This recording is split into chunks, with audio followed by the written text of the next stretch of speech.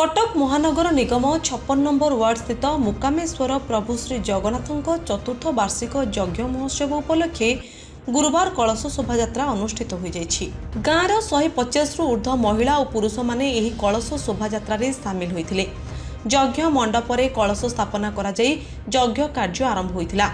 दीर्घ दिन धरी यज्ञ कार्य चालू रहिबो। प्रत्येक दिन संध्यारे प्रवचन कार्यक्रम अनुष्ठित करा जिवो बोली ग्राम्य महंत विश्वनाथ दास और ग्राम्य सभापति राजेन्द्र बेहरा सूचना देथिले। प्रतिदिन अन्नप्रसादर व्यवस्था ग्रामवासी पक्षर आयोजन करा जायछि। 3 दिन धरी नाम संकीर्तन सांस्कृतिक कार्यक्रम अनुष्ठित हेब।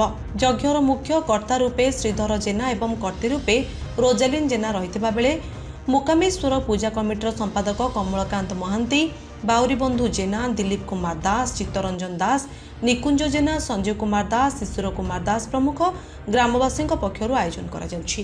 मो शिशिर चंद्र दास मुकामेश्वर ग्रामवासी जने मेंबर जगन्नाथ कमिटर मेंबर। आज कौन रही जो यज्ञ कार्यक्रम आज चतुर्थ वार्षिक उत्सव जगन्नाथंकर प्रभुंकर तेणु आम समस्त नाक्य ए आमर पानी तोला आरंभ है शेष है भोजन आरंभ केते दिन धरि चलिबो? ये 3 दिन धरी चलिबो। आउ सब सांस्कृतिक कार्यक्रम को अछि? सांस्कृतिक काम संध्या बेले आज प्रवचन अच्छी, पर दिन भी प्रवचन अच्छी, लास्ट दिन आमर भजन समारोह ना संजय कुमार बेहरा।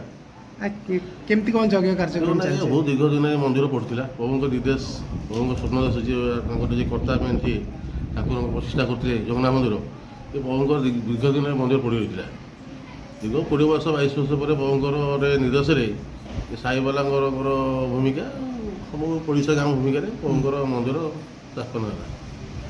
केते दिन कौन यज्ञ चलिबो? यज्ञ प्रभुंर 3 दिन चलो।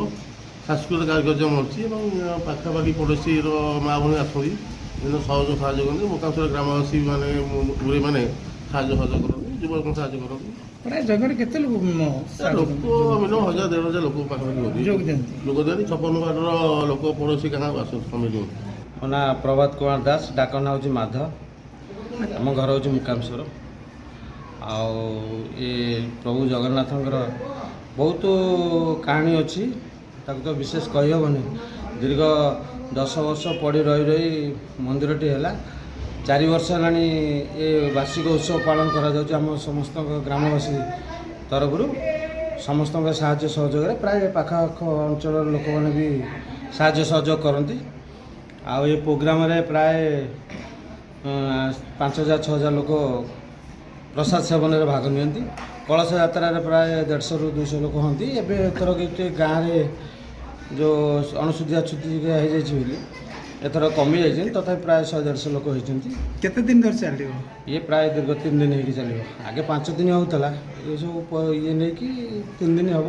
सरकार सहयोग किसी मिली ना कि सेमती आसेनी मंदिर प्राय आम ये पाखर जो अच्छा कर्पोरेटर से कहते जोगाजोग करने स्टट मध्यम किसी आने तापर जोगाजोग हो पारानी गवर्नमेंट टी भी चेंज चांज होगला यही टाइप रही देखा आगू कौन हो प्रभु बराद जहाँ हम।